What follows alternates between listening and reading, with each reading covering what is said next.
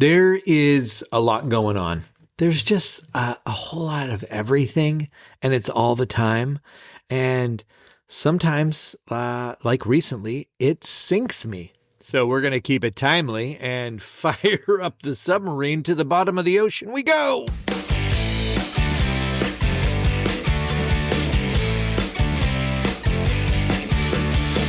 You are listening to ADHD Big Brother, the podcast for adults struggling with their ADHD, their comorbid depression, their anxiety.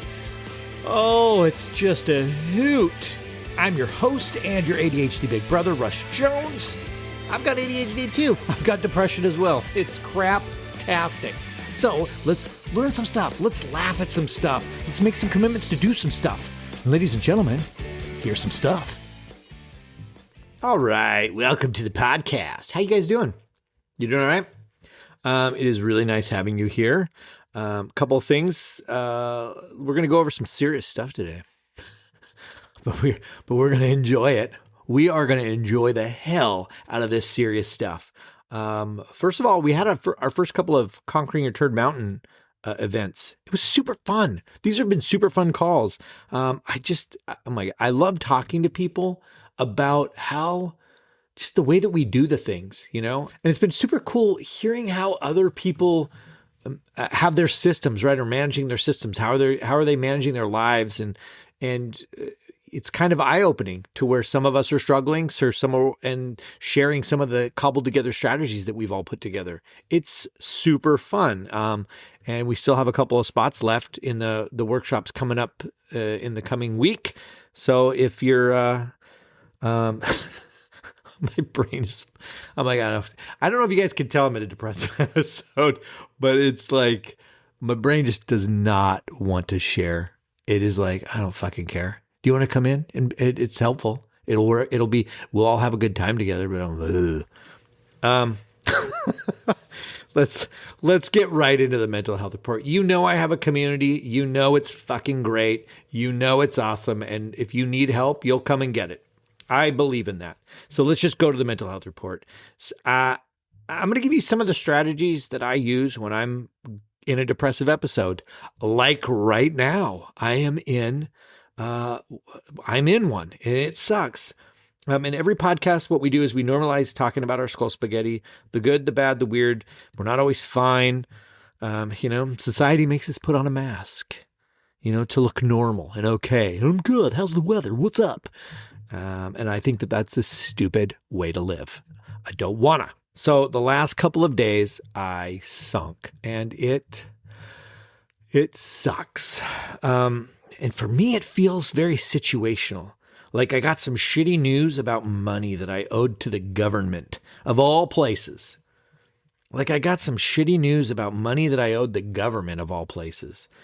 And I don't particularly love owing money to the government, especially when I think it's their error, not mine. But here we are. It was like just a gut punch.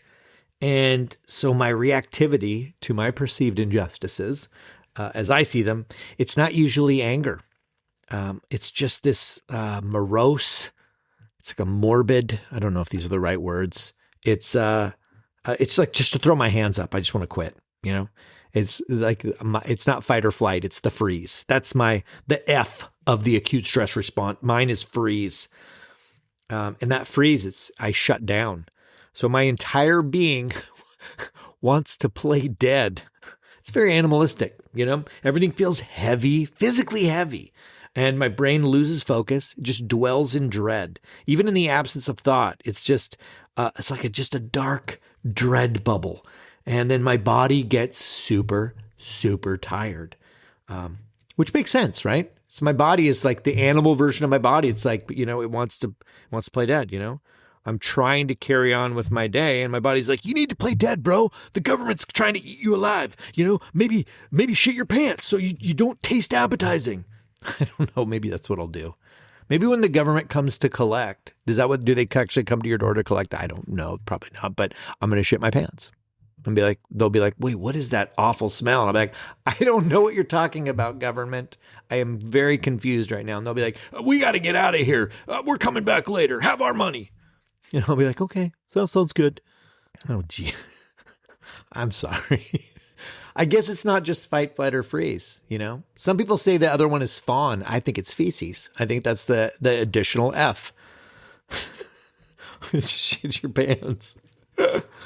Oh, man. Anyways, do you have an F? What's your F? Are you a rager? Do you play dead? Or do you like want to just get out of the country? You be like, I'm out of here. Flight time. Perhaps it's helpful to discuss how one works through this stuff. Maybe that would be a little bit more effective. I'm a big fan of dialogue with fellow depressos. I'm a community person. You guys know that. When life is heavy, when it's overwhelming, and like I can't add anything to my plate. Life is too much. I'm barely surviving. I like to have a community that I can share my struggle with. So I really appreciate the ADHD Big Brother community. I can show up ugly for it. I can share what isn't working, and I can see what other people are doing to get on the other end of their slog. And so it's nice. Sometimes it's just nice to be validated, you know, to be like, yeah, life's stupid, man. You are seen, my brother. That's so much more helpful to me than just trying to slog this stuff out on my own, you know, and having a girlfriend like Emily who's super supportive, and my other friends. It's just great. That aspect of having other people in the sphere is super helpful to me. I think my particular struggle is that, you know, often people feel like the answer that they want to go after is, and it's well-meaning, you know, I'm not faulting anybody for this, but they want to point out what's good in your life, and they want to challenge your thinking because, you know, we're not seeing it in the depression moment. Like nothing's good. Nobody likes me. The world hates me. And so then they'll be like, well, you have so much going for you. You know, look what you've done. You're supporting yourself with the coaching and the community. That's fucking tough to do. On paper, that's what my journaling would be, right? But I think particularly, I think cognitive reframes are stupid when I'm depressed. I'm not a therapist, so I'm just going to openly shit talk. So, you know, don't take my advice. There, I caveated it. There's my asterisk on my entire being. Don't listen to me. But if you're still listening, cognitive reframes, they have their place. I get it, but not with me when I'm in a depressive episode. Because I know all the good stuff already. I know the error in the thinking. I know I have so much going for me, but I cannot think my way out of a depression. It's just, it's historically, it hasn't been real for me. And I don't particularly enjoy talking to my brain, you know, like negotiating with it when it's acting like a douchebag. I don't conversate with my abuser. So no, thank you. So this idea of like, you know, just try thinking, how would you like to think about that thought? You know, do you notice the distortion? Can you undistort it? Maybe there's your answer. I don't know. If you've ever met my brain, I'm sure you'd be shocked. Maybe you wouldn't be shocked. I don't know. It's how brutal it can be in thinking about me.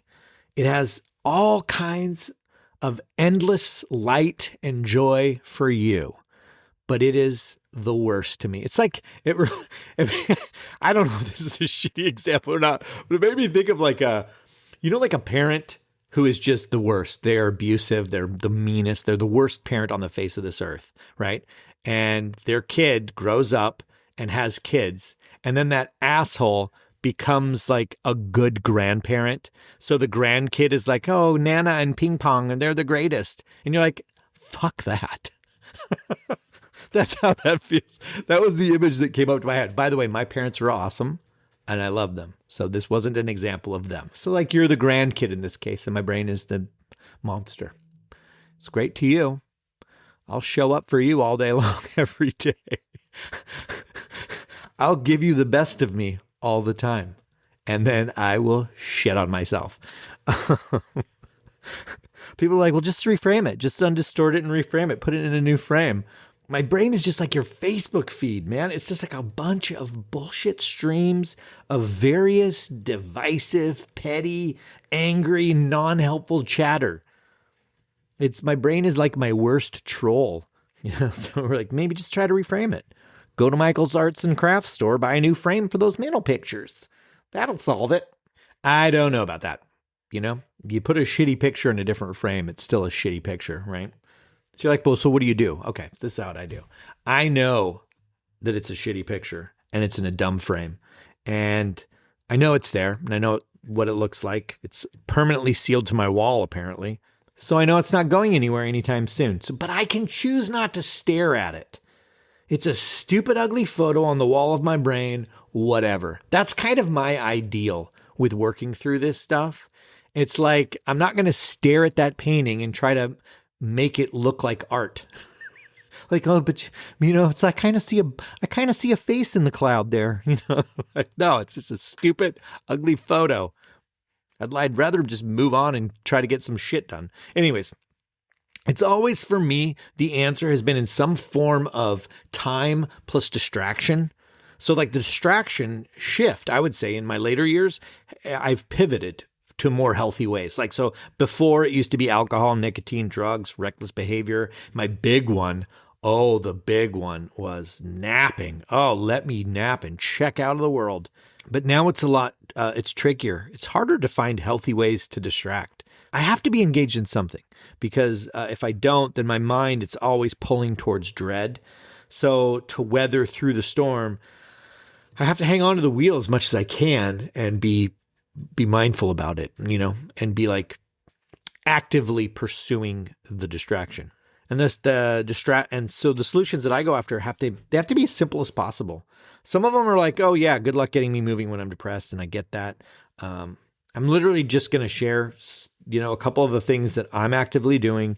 And let me just honor the fact that for some people that'll be too much. So this isn't me suggesting, here's how you get over your depression. Go for a jog 3 miles a day. It'll be great. I said, no, that's not what I'm doing. I'm just going to tell you what I'm doing. And if you want to try it, try it. And if you don't want to try it, garbage it. It's, no big deal. I do go on walks right now. Maybe they're helpful. I know on paper that they are. I actually think that the fact that I'm doing these challenges in the community, that's how I'm doing it, right? So these challenges, they aren't like, hey, everyone is starting February 1. We're going to do this challenge. They're evergreen. At some point, one of us will make a challenge and then anybody can start it at any time. It's usually like a 30-day to do a thing challenge. And at the end of it, if you succeed at it, then you get like a badge on your profile. It's really cool. It's fun. And it's a way to be like, I'm doing a challenge, and then you post about it in your daily accountability. And that's what gives you visibility and accountability on it. It is really cool. And I really move forward when I have visibility on things. That's why I went on my 30-minute walk in the rain the other day, because it's not because the walk is good for me. It's because I personally didn't want to start a 30-day challenge again. I'm like 21 days into a walk 30 minutes for 30 days challenge, and I'm not fucking starting that over again. I don't want to go back to day one. So that's what works for me. It's like, it has nothing to do with the walking or the benefit of the walking. I'm in a challenge, and the thing I have to do in the challenge is the walking. So the walking is happening. The benefits of walking it's just, I don't know, man. It doesn't really buzz my biscuits. It just, it's not that exciting to me. So while it isn't necessarily fixing my depression, I know that missing the walk would make me sink farther. It would give my brain another thing to be a dick about. And that compels me to walk. I'm not jumping up and down in a depressive state, being like, I went on my walk. Yay, me. I'm like, no, but I'm stabilized. I'm not getting worse. That's a big deal to me. So putting my attention on these community challenges has been good. Also, this is big. I need to give myself permission to get away from it. So like there's still this work to be done with the government crap.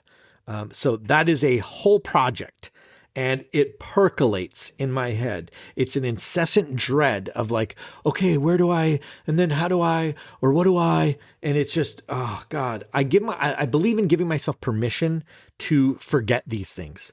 And so to do that, I need a functioning way of managing my inflow of to-dos, right? That's my bullet journal. And I purge all this stuff into my brain dump. And because I'm a good ADHDer, right, I have a reliable way of interacting with my bullet journal. I know that I'm going to see it and I'm going to do something about it. I will take care of this before the deadline, but not today. I have permission for not today. I have permission to forget. Today is going to be self-care, right? Whatever healthy distraction I can muster, I've got my internal permission to do that. And that really helps me to get this bullshit out of my head. Some ways that I've been distracting are, I find that time with my kids is a healthy distraction. I've been playing Minecraft with them lately. That helps me to forget the dramas. I do love a good Minecraft sesh, and the music is so nostalgic at this point. So for me, that is a good escape. Also, I've been I've been doing guided meditations, and I will share this with you. I've been doing spirit guide meditations. Do you guys know that we have spirit guides? Apparently we have spirit guides. And I don't know if you believe that or not, but I am pretty good at going there. You say we've got spirit guides? By God, we've got them. You saying I can talk to them? All right. All right. Let's get one of my fucking spirit guides on the line, because what the hell, bro? So I put on the headphones and we're like, let's go. What's the music? Good. We're going to do walk through a meadow. Done. Going to pull me out of my body, fly me over the landscape into a waterfall, into a cave to talk to my spirit guide. Perfect. Where's the doorbell? I'm ready to talk. And I'm like, what the fuck is going on in the spirit realm, guys? What the fuck are you guys doing? You smoking crack cocaine? Let's go. Let's get some goodness going. Let's manifest some of this thriving bullshit I keep hearing about. Anyway, I've been enjoying getting into a nice meditative place, journeying into the spirit realm and complaining. I do feel more relaxed at the end. I'll say that. What people think, like, what are we supposed to do? We're supposed to listen to our spirit guides? No, not me. I'm aggressive. I'm like, we're holding spirit guide performance reviews. I'm putting everybody on a fucking pip. We're having these performance improvement plans, or I'm getting new spirit guides. Let's go, spirit realm.